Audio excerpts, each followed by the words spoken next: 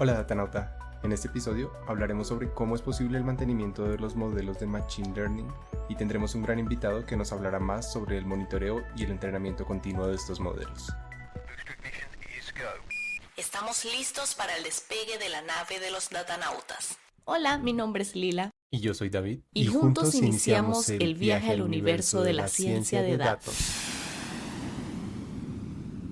Hola David, ¿cómo estás? Hola Lila, súper bien, ¿tú cómo andas? Todo bien, emocionada de subirme nuevamente a la nave de los datanautas. Sí, así es, hoy tenemos preparado un viaje súper especial y nuestro invitado es Mauricio Sebastián Neira. Él tiene más de 15 años de experiencia en la industria del software, lo cual es algo súper importante para nosotros, ya que sabes que aquí valoramos las experiencias y los casos reales de las múltiples aplicaciones que tiene la ciencia de datos en el mundo real. Y pues él actualmente trabaja en una startup dedicada al monitoreo y observabilidad de los modelos de Machine Learning, lo cual es un tema muy interesante y que además le da una visión súper amplia de las tendencias y los desafíos de este sector. Así que, sin mayor preámbulo, bienvenido Mauricio. Muchas gracias por aceptar la invitación a subirte a la nave. Buenísimo, hola Mauricio. Muchas gracias a ustedes por la invitación. Espero traer mi cuota o granito de arena para que pueda sumar a la comunidad. Sí, los datanautas seguro valorarán un montón tu visita. Cuéntanos cómo llegaste al universo de la ciencia de datos. Buena pregunta, súper interesante. A juicio personal, por ahí yo me siento más un outsider, quizás, ¿no? Porque si bien tengo 15 años en la industria del software, yo venía más de lo que es yo le digo el desarrollo de software tradicional, pero lo que tiene que ver con aplicaciones web, más precisamente. Y me encuentro en el año 2015 trabajando, bueno, yo trabajaba en la primera Insurtech de Latinoamérica, estábamos creando esa vertical en Argentina para Latinoamérica y nos encontramos con un pain. El CTO de ese momento nos pide poder hacer recomendaciones de coberturas de seguros, ¿no? Y ahí vino esta cuestión de, bueno, por dónde empezábamos a hacer recomendaciones, ¿no? Entonces, ese fue el puntapié para más tarde este amigo que trabajaba conmigo, crear una startup que tenía el espíritu de acortar la brecha entre lo que tenía que ver, digamos, un desarrollador de software tradicional y la implementación de lo que tenía que ver con modelos de Machine Learning, ¿no? Ese era como el sueño utópico. Así que en el año de 2 años más o menos, este amigo saltó a crear esta startup con ese espíritu de acortar la brecha de implementación, o sea, comprimir time to market en lo que respecta de entregar modelos de Machine Learning. Brevemente puedo contar de qué se trataba ese approach, me parece bastante interesante. Fue antes de que empiecen a surgir toda esta revolución de soluciones no code orientadas al mundo de Machine Learning, pero la idea era básicamente, bueno, la gente de datos lo va a entender muy bien, un AutoML, básicamente que lo que hacía era proveerte ciertos algoritmos, hacía una abstracción de eso, donde vos elegías ciertos casos de uso. La idea era que un usuario que no tenga conocimiento o expertise sobre el área de data pueda elegir ciertos casos de uso, como en ese momento la recomendación de un producto o cross-selling, de diferentes casos de uso. Elegía el caso de uso, obviamente esta persona no sabía que atrás estaban, no sé, algoritmos como regresión o clasificación, etcétera. Y luego lo único que tenía que preocuparse esta gente era de conseguir el dataset, ¿no? Y una vez tenía su dataset, lo subía a esta aplicación, o sea, hacía todo el journey este que estoy hablando, de elegir el caso de uso, subir el dataset, elegía la variable de output, digamos, ¿no? El target, y elegía la feature, digamos, que iba a entrenar ese modelo. Obviamente esta persona por ahí no sabía que iba a entrenar un modelo. Y luego al Sí, sí. final, como outcome, le daba un endpoint, ¿no? Donde se podía servir de este endpoint y hacer predicciones ya, con un modelo ya servido. Ya entrenado, claro. Wow, muy interesante. Ese fue mi primer approach en el mundo de la data. Yo venía más de la parte de infraestructura, no tanto de la data per se. Así que creo que estos anteojos medio como nuevos, o este aire medio como nuevo, me permitió también curiosear mucho más, ¿no? O sea, creo que la industria del desarrollo de aplicaciones web está mucho más madura, si querés llamarlo así, que per se el área de data. Entonces, hay cosas que ya transitamos de alguna manera, como las prácticas de DevOps y demás, que por ahí cuando lo traspolas a MLOps, quizás todavía falta, digamos, en el ecosistema como definir un framework. Claro, unos estándares para esto. Que todos se embarquen en ese framework y digan, bueno, las mejores prácticas son estas. Si bien hay guidelines, creo que hay un montón de oportunidades. Y bueno, ese fue mi aterrizaje al mundo de data. Después, si quieren, vamos introduciéndonos un poco más porque esa idea pivoteó. Y bueno, ahí le puedo traducir pains que creo que son súper valiosos en términos de qué usuario utilizaría esa herramienta, por ejemplo, ¿no? Juicios que trajeron los data science cuando le mostramos esta solución, digamos, ¿no? O sea, opiniones que traían sobre este AutoML y demás. Así que no quiero extenderme demasiado. Sí, justo te quería hacer una pregunta ya, y es que pues tienes un perfil súper interesante y justo toda esa experiencia que traes de la industria del software un poco más tradicional es súper valiosa para esta industria emergente de pues, todo lo relacionado a ciencia de datos y a desarrollo de modelos, ¿no? Y justo nos interesa mucho hablar de qué prácticas de, ya para cuando un producto está en vivo, para darle mantenimiento a este producto, crees que son convenientes que nos fijemos desde el mundo de la ciencia de datos hacia estas empresas de desarrollo de software más tradicional, o sea, qué prácticas de ellos podemos traer al mundo de la ciencia de datos como para garantizar justo un buen mantenimiento a los productos de este tipo. Es buena tu pregunta. Si me permitís, quiero dividir esa pregunta en dos partes, si querés, ¿no? Una Claro. parte están estas mejores prácticas que, o sea, todo el área tech debería llevar o el área de data debería llevar para entregar valor más rápido. O sea, ahí donde se empiezan a mezclar cuestiones como más del mindset agile y todo lo demás y prácticas de DevOps, MLOps. Y dividámoslo. Y la otra parte tiene que ver, que me parece súper valiosa, es cómo interviene todo el área de negocio, porque hay algo que yo aprendí cuando me metí al mundo de datos, porque yo tenía que empezar a hablar el mismo lenguaje, digamos, ¿no? O sea, estar con gente,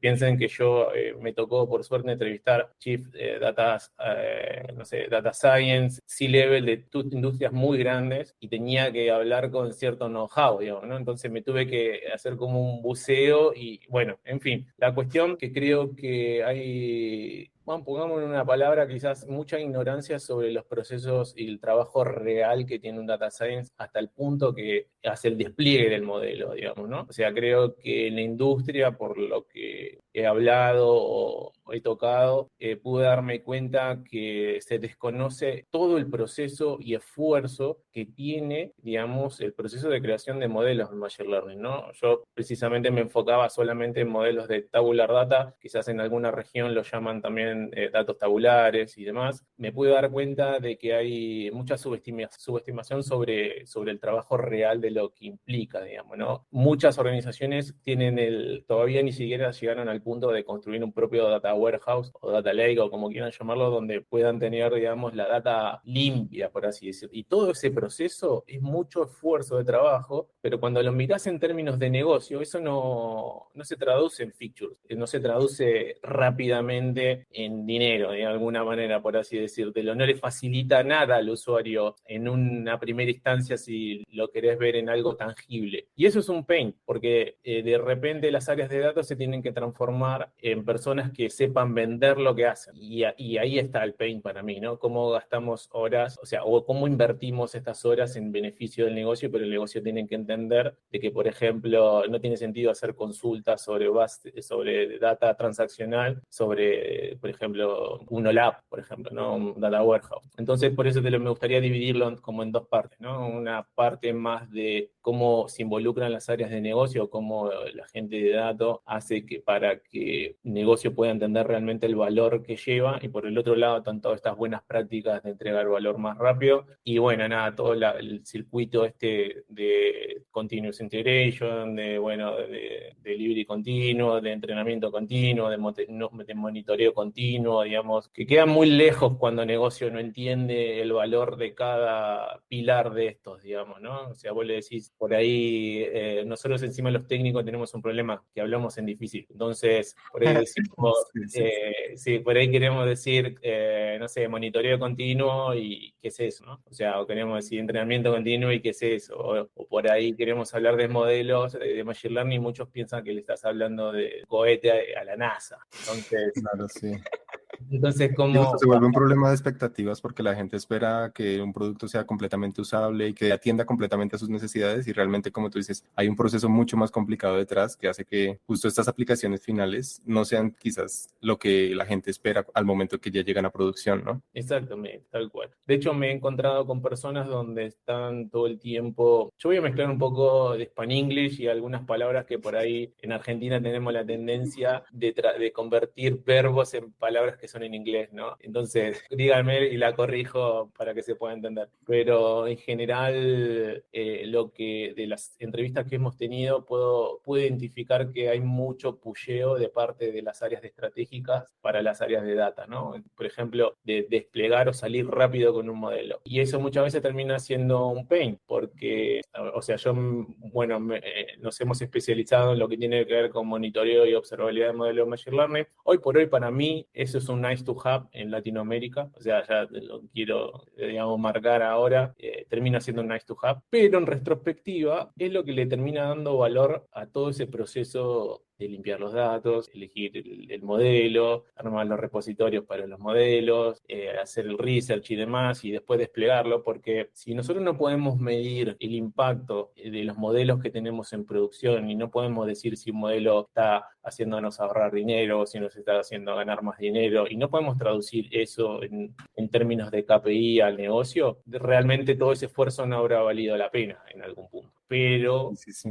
cuando nos metemos en las organizaciones, empezamos a ver que están muy en pañales todavía. Con el tema, por ejemplo, de las startups, esto es clásico. Nacés con la idea de un modelo de negocio, armás toda esta estructura de datos, a veces, muchas veces no SQL, la mayoría de las veces, y empezás a armar por ahí diferentes fuentes de datos. Y claro, cuando vos, ahí viene la idea, ¿no? De decir, bueno, quiero implementar esto, creo que ustedes lo deben saber mejor que yo, el humo que gira alrededor de, bueno, quiero implementar inteligencia artificial en mi empresa, ¿no? Como si fuese que elijo un menú y lo arrastro y lo suelto y ya sale.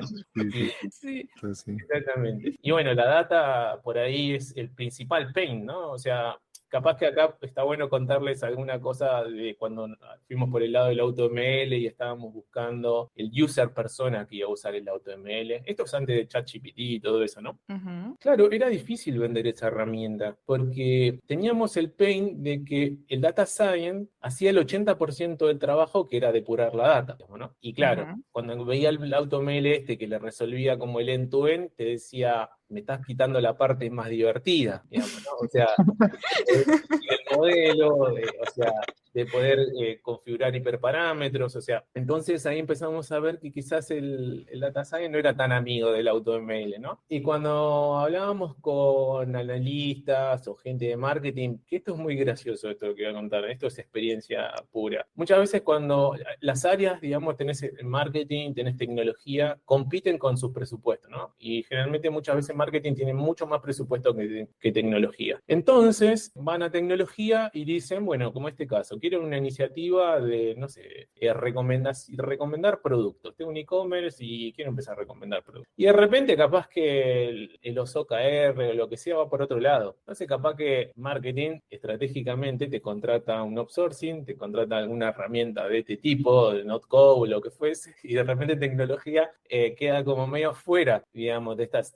soluciones o herramientas. Entonces nosotros pensábamos que capaz que un user persona podía ser la gente de marketing y demás, o analistas por ahí, pero no fue el caso, porque también tenían este pain de, no es fácil definir un dataset, no es fácil definir, digamos, el caso de uso. O sea, no es que el acceso, hay un montón de pains, ¿no? El acceso a la data, o sea, no es tan fácil, digamos, conseguir, más en empresas grandes por ahí, conseguir el acceso a la información y poder armar como la estructura de un dataset que haga sentido con el caso de uso que están buscando, ¿no? Claro. No, y es Acá que siempre es más difícil. Ay, perdón que te interrumpa. no, Es no, que no. Te digo que acá cierro para poder dar espacio y meter cuchara.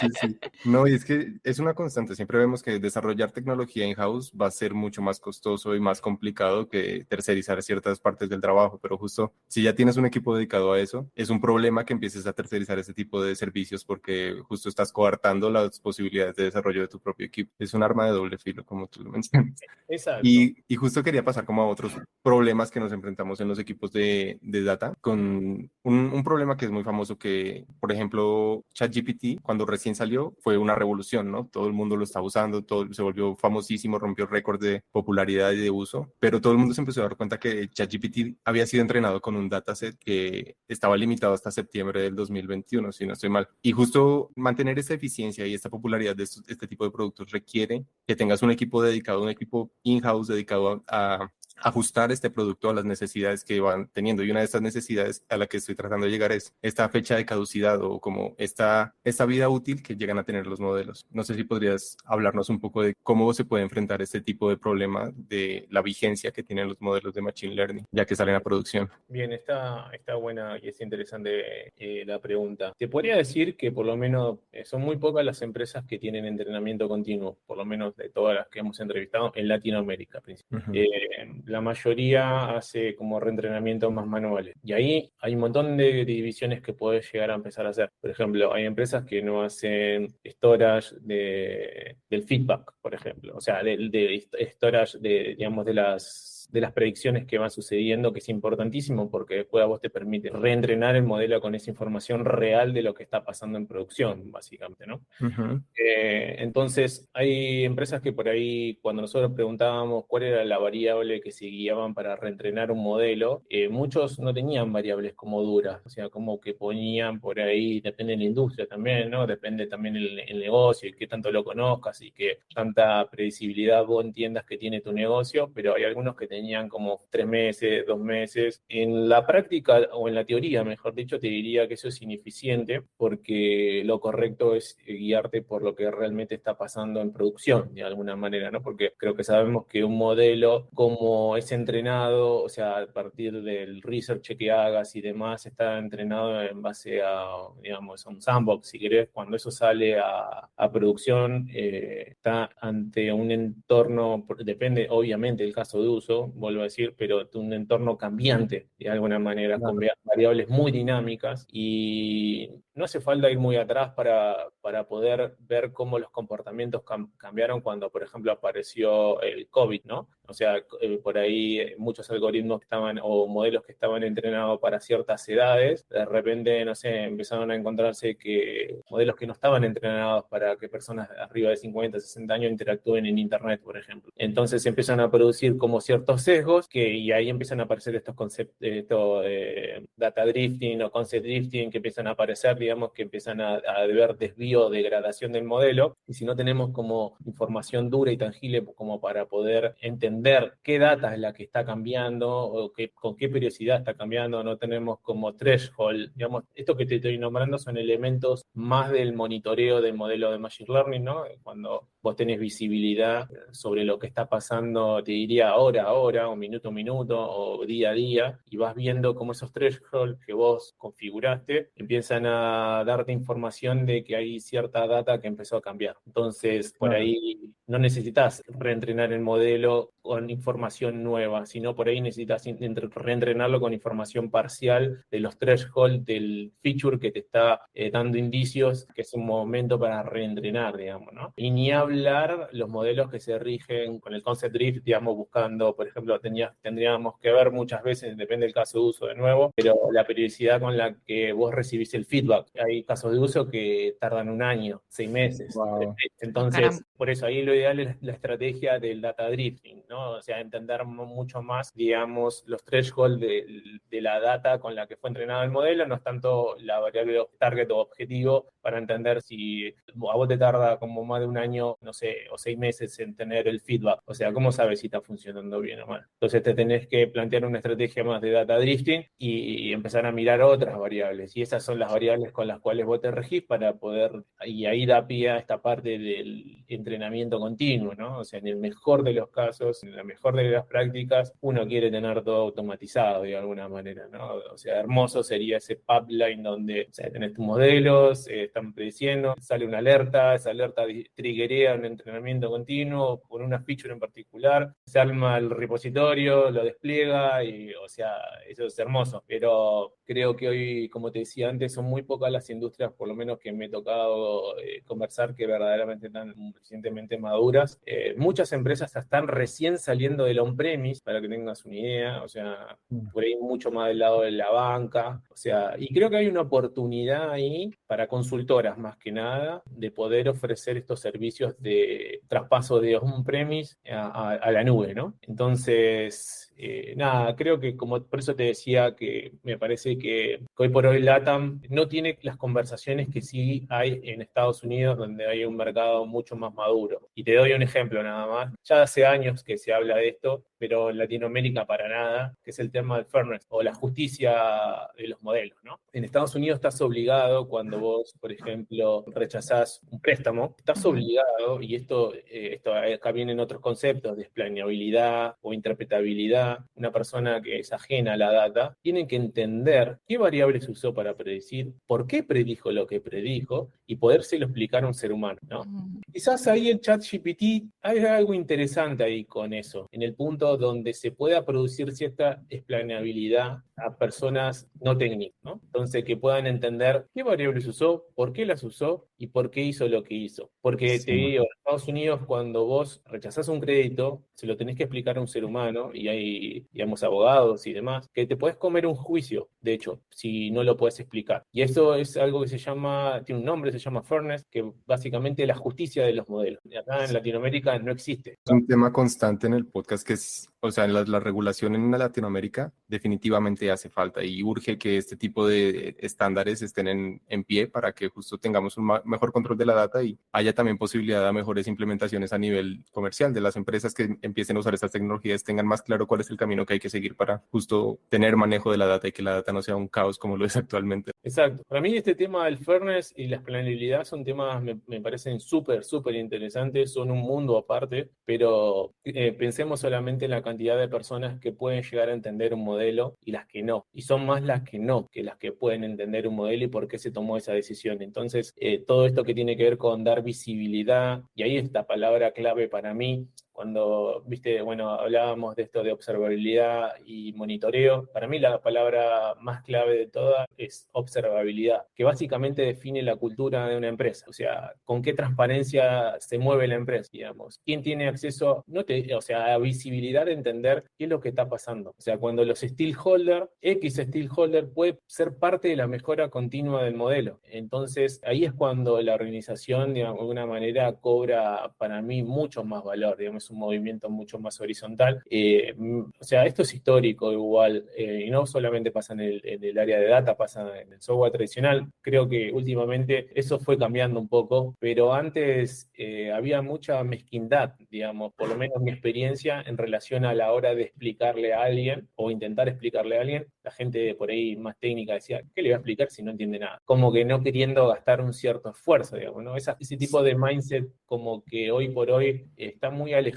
de lo que creo que el mundo o la observabilidad de lo que te estoy diciendo te demanda, digamos, porque la observabilidad, como te dije, es un fenómeno cultural. Creo que si cada stakeholder puede ser parte de la mejora continua de un modelo, ese modelo, al fin de cuentas, termina agregando mucho más valor, porque un data science, cuando crea un modelo, un algoritmo, tiene sus propios sesgos. Entonces, cuando interviene alguien de negocio o interviene otras aristas, puede atribuir mucho más valor, digamos, ¿no? Y salir un poco de ese sesgo con el que por ahí el data science no tiene tanto conocimiento de negocio. Entonces, una persona de negocio puede aportarte qué feature importance es, porque determina, digamos, que eso en retrospectiva va a tener mucho más peso, por así decírtelo. Buenísimo lo que mencionas, Mauricio. De hecho, quisiera resaltar esa sección que vos decías de que existe como esa desconexión entre los stakeholders, básicamente el área de negocio y data. Desde tu experiencia aprendiendo en esta startup y hablando con un montón de científicos de datos y usuarios finales de tu producto, ¿cuáles creen que sean esas medidas que deben implementarse para fomentar justamente esa colaboración entre estos stakeholders para que justamente se encuentre ese punto medio en el que lleguen a una solución basada en datos que funcione para todas las partes? Bueno, mira, te voy a contar un caso de éxito. Es una empresa, es una aerolínea. Fue bastante exitoso lo que hicieron porque ellos,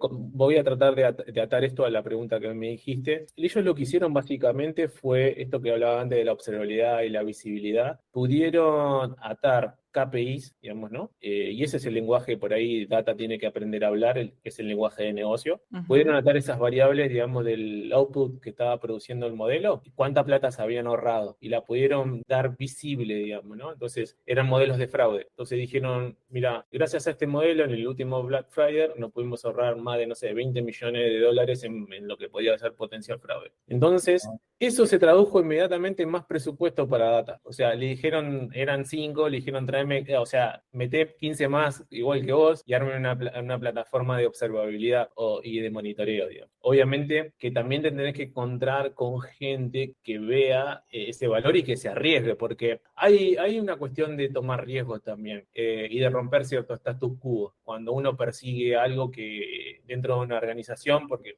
a ver, para mí existen, si querés, dos modelos de colaboradores. El que va por un sueldo y está bien, no lo juzgo, me parece perfecto, y la gente que busca dar un valor más independientemente del sueldo, ¿no? Que son más los intrapreneurs, que están persiguiendo por ahí problemas, si querés, ¿no? Y cómo transforman esos problemas en oportunidades, y una oportunidad para la organización. ¿Qué te quiero decir con esto? Que cuando esta gente que hizo esto evidentemente entendía que había un problema, se arriesgó porque podía haber salido mal también, pero pudo traducir al fin del día lo que los modelos de estos de fraude estaban realmente impactando al negocio, ¿no? Y fue más fácil explicarlo, porque ahí cuando vos vas con las variables duras, que el negocio solamente habla de dinero, vos decís, nos ahorramos esto, ganamos esto, ya estás hablando el mismo idioma que ellos y te pueden escuchar. Pero si nosotros vamos con entrenamiento continuo, o sea, con palabras, con cosas que son nuestras, es más difícil la conversación. Me gusta pensar que el lenguaje es como un puente, ¿no? Nos acerca o nos aleja. Entonces, parte de nuestras habilidades es aprender a traducir lo que queremos decir para que el otro lo pueda ver como algo valioso. Porque a nosotros nos pasa también, cuando alguien viene y nos habla con un idioma que no entendemos, es muy difícil prestarle atención. Entonces, hay que hacer un ejercicio ahí, creo. Y bueno, nada, ¿no? Creo que el fenómeno tiene que ser cultural. Obviamente, una herramienta de monitoreo no va a resolver un problema cultural, pero sí creo que tiene que ver con este mindset que te digo de querer cambiar algo, de querer tomar ciertos riesgos, incluso en lugares que parezca como desafiantes. No me gusta la palabra difícil, porque si decimos difícil es como que ya está, es difícil, no lo vamos Te a hacer. condiciona. Sí, pero si decimos es desafiante, Es un reto pendiente, claro. exactamente, nos involucra a querer resolverlo y transformarnos en esos agentes de cambio que nada, al final del día por ahí, quizás en la organización que estamos, por ahí no podamos ver la diferencia, pero capaz nos vamos a otro lugar y esa experiencia sí nos hizo hacer la diferencia en otro lugar. Entonces, nada, yo soy muy creyente de ese tipo de cosas, de que uno tiene que hacer siempre un agente de cambio y tratar de ofrecer como un valor extra. Creo que es el fin del día, esta es mi opinión. El ser humano está en este mundo para generar valor, o sea, de alguna manera, ¿no? Hacer algo diferente. Entonces, creo que tiene que ver más con las condiciones dadas de una cultura que esté dispuesta a esto, lo que te dije antes. Y luego, obviamente, es beneficioso contar con elementos que permitan dar visibilidad o observabilidad, porque hay algo que detrás de la palabra observabilidad que no es menor que la palabra confianza. Cuando no hay observabilidad de los modelos, no entendemos lo que está pasando, por ejemplo, ¿no? O sea, imagínate, desplegas un modelo y nadie sabe por qué el user persona del modelo no entiende por qué está prediciendo lo que está prediciendo, ¿no? Y ya ahí hay desconfianza, o sea, Sí. porque no entiende lo que está pasando. Y no Entonces, sabes qué están haciendo con tus datos, qué está pasando con toda la interacción que tienes con este exactamente. producto. Y el ser humano es gracioso, porque busca un culpable. Entonces, Sí. no, la gente de data es. Pero cuando nosotros hacemos parte de todo el proceso de la mejora continua del modelo, todos somos responsables. Porque es muy pesado decir que el área de data es la responsable de monitorear y observabilidad, y hacer observabilidad en los modelos. Para mí, el monitoreo te lo puedo tomar, porque eso por ahí va a estar mirando métricas más de data drift, ¿no? Pero la observabilidad es de todo. O sea, todos somos parte de lo que el modelo está prediciendo. Y ser parte para mejorar lo que... Y esto es lo que te decía antes. Cuando podés dar visibilidad, lo que vos podés dar y ofrecer es confianza. Entonces, Claro. confianza sobre lo que el modelo está prediciendo. Y si de alguna manera esas predicciones no están siendo acertadas, lo que te permite es tener feedback inmediato y no esperar que de repente pasan 2 meses, 3 meses, esto te digo porque también lo viví, y modelos de fraude que están prediciendo cualquier cosa. ¿Y cuánta Sí. plata ha perdido la empresa por no haber observado o tenido observabilidad de lo que estaba pasando? ¿Quién estaba midiendo eso? Es injusto caerle solamente al área de data. Y sí, de hecho podemos ahondar un poco más en ese lado técnico, si se quiere, del monitoreo, ¿no? Que, por ejemplo, ¿cuáles son esos aspectos que vos consideras importantes que se deben observar o para reconsiderar si se reentrina o no el modelo, por ejemplo? Y esto es un poco lo que te decía, hay dos conceptos, uno es el data drifting y otro es el concept drift. O sea, básicamente entender, digamos, algunos le dicen la población, ¿no? O sea, si cambió la población, si cambió, digamos, porque esto que te decía antes, o sea, cuando entrenamos el modelo en un ambiente controlado, está todo bien, porque las predicciones van a dar en base al ambiente controlado que tuvimos. Pero cuando salimos a producción, eso ya no es lo mismo. Probablemente el comportamiento de los usuarios es normal que cambie, y eso empieza a producir esta degradación. Y esta degradación es a partir de la población o los datos que fueron entrenados. Entonces, yendo específicamente al monitoreo, cuando nosotros tenemos una herramienta que monitorea este cambio en la degradación de determinados features, nosotros configuramos lo que se llama como un threshold o como una ventana, que básicamente lo vamos a poder ver de manera visual o con una alerta, y ya ahí tenemos un dato bastante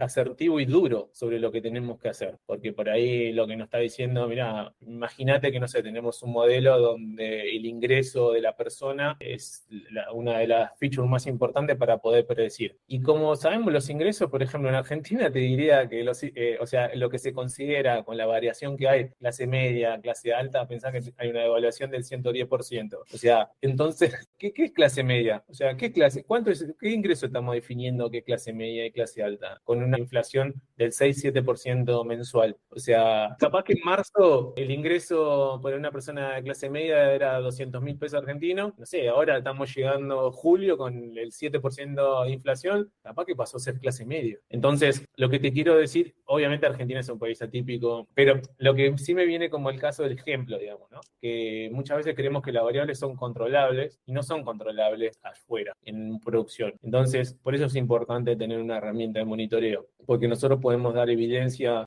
rápidamente clara cuando algo cambió, y a partir de eso tomar una decisión que no es discrecional. Eso es importante, porque muchas de las decisiones de reentrenamiento, como te dije antes, en empresas que por lo menos hemos entrevistado, te definen ventanas de, no sé, 3 meses, 2 meses, y son discrecionales, porque en base a qué tomas tu decisión. Obviamente, como te dije antes, hay casos de uso y casos de uso. ¿Esa decisión quién la suele tomar? ¿El área de negocio o el área de data? No, el área de data. A veces el área de negocio interviene en algunos casos, como diciendo, no, tenés que, o sea, está prediciendo mal y te dice, no, bueno, tenés que reentrenar el modelo, pero por ahí no están observando, digamos, y no hay una métrica dura, como por ejemplo, esto es lo que te digo, cuando vos estás viendo el data drifting y el cambio de la población, podés ver muy claro qué feature es la que está afectando por ahí el outcome o la predicción, ¿no? Entonces, entender bien en claro qué feature es, entonces a vos te permite, no hace falta que reentrenes todo el modelo, capaz que solamente es cambiar una feature, o agregar una más, o agregar una menos, o lo que fuese, pero no es algo discrecional, como te digo antes, de tomar una decisión como muy aleatoria de alguna manera, no es una métrica dura, digamos, no es una decisión basada en datos, digamos, ¿no? Sería lo ideal. Y por eso hay una necesidad de un monitoreo, pero justo hace falta desarrollar más eso. Cuando hay esos feedbacks, se genera esa información acerca del desempeño del modelo, justo el problema que mencionabas, no irse contra el equipo de data, sino ver cómo en la totalidad, integrando negocios y data, se puede dar una solución a esos cambios. Porque Tal sí, cual. la tendencia es irse contra data.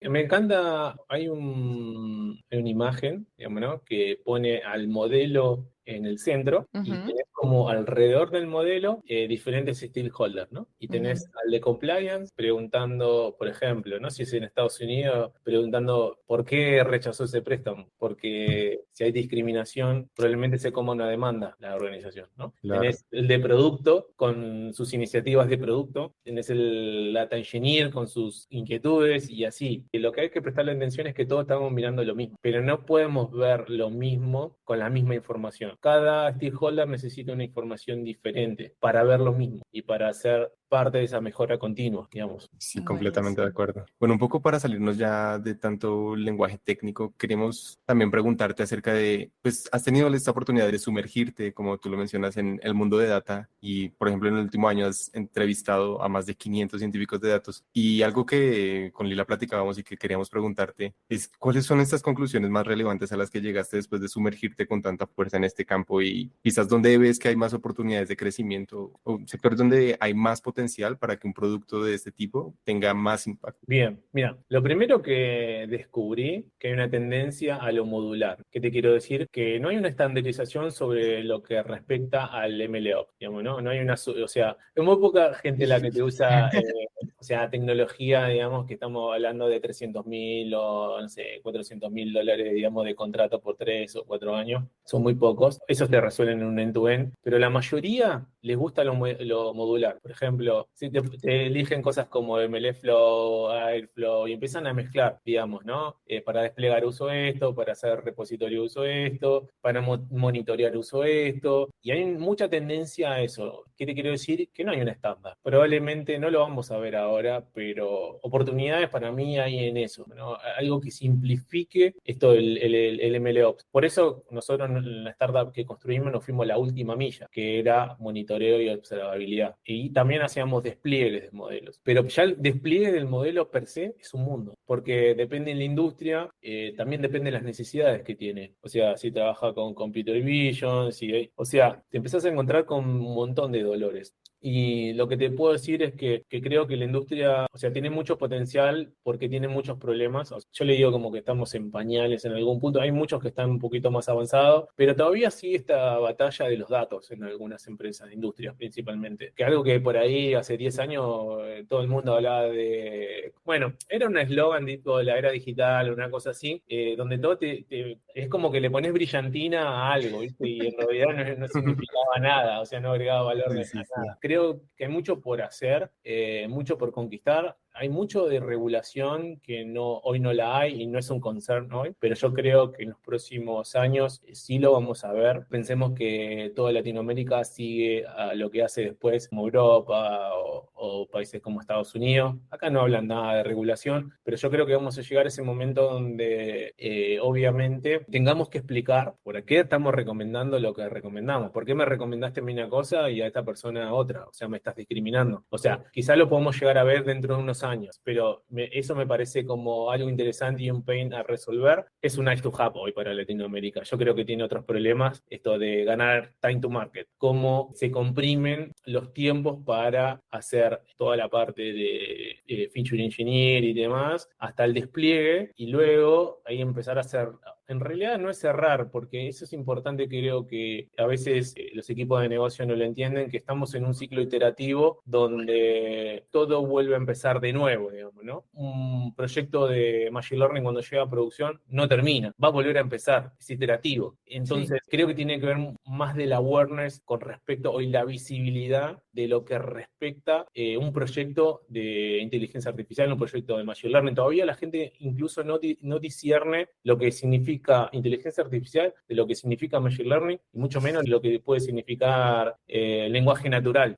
Entonces, creo que, vuelvo a decirte lo que te decía antes, o sea, creo que hay una cuestión más de hablar más fácil o traducir cosas más simples para subir más gente al barco de alguna manera y ganar más early adopter en lo que tiene que ver con iniciativas de data. Traducir a negocio, digamos, el impacto de los modelos para esto que te contaba antes, este caso que te contaba antes, para poder generar más presupuesto quizás para el área de data, pero dar esa visibilidad. Entrevistamos muchas startups que en su deck, ¿saben lo que es un deck, no? Una startup generalmente tiene un deck que es, digamos, su propuesta de valor para un inversor o su propuesta comercial y dice que utiliza inteligencia artificial. Cuando nos acercábamos, vos haces inteligencia artificial, en realidad no tenían inteligencia, ¿no? Entonces, de eso nos encontramos mucho.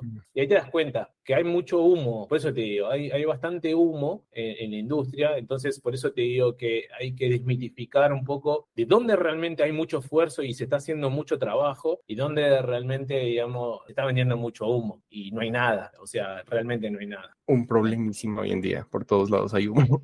El mercado se encarga de equilibrar todo. De ir depurando, sí. Sí. No, quizás te puedo compartir más, obviamente porque me considero más un emprendedor, digamos, ¿no? Como decimos acá, te voy a dar mis 2 centavos con respecto a lo que fue mi experiencia emprendiendo y demás. Obviamente muchas veces no termina siendo lo que uno quiere, ¿no? Y esa por ahí puede ser la parte más dolorosa, pero es también la parte que te transforma, digamos, ¿no? Porque la resiliencia hace que de repente te puedas levantar y seguir, ¿no? Entonces, por ahí un mensaje más para esa gente que tiene ganas de emprender o está emprendiendo y nada, que le dé para adelante, obviamente, que el mundo necesita más emprendedores, digo, ¿no? O sea, gente que Definitivamente. pueda transformar problemas en oportunidades. Y es casi una filosofía de vida para mí. O sea, donde vemos un emprendedor, donde ve un problema, muy probablemente vea una oportunidad para hacer algo mejor. Entonces, mi mensaje por ahí va por ese lado. Gran Genial. mensaje. Pues muchísimas gracias, Mauricio. Fue un súper gustazo para nosotros tenerte acá. Todo lo que nos dijiste estuvo muy interesante y esperamos quizás en el futuro tenerte de vuelta para seguir la conversación. No, muchas gracias a ustedes por la oportunidad. Realmente para mí fue un gustazo. Nada, y también tenía que ver con salir un poco de la zona de confort. Creo que la pasé muy bien, así que nada, espero haberlos ayudado y nada, sigan con esto, creo en el poder de la comunidad y que me parece muy valioso lo que están haciendo. Genial, muchas gracias, Mauricio. Ahora, ¿cómo te consiguen nuestros oyentes en redes sociales? Mira, siempre uso el mismo seudónimo, Mauricio S. Neira, o sea, como mi apellido, todos juntos, en Twitter, en Instagram, en LinkedIn, en donde me busquen siempre va a estar como Mauricio S. Neira. Hay que ser práctico. Es lo mejor. Bueno, muchas gracias, Datanauta, por subirte a la nave una vez más. Si te gustó este episodio, dale me gusta y comparte con esa persona que sabes que necesita escucharlo. Nos vemos en un próximo viaje.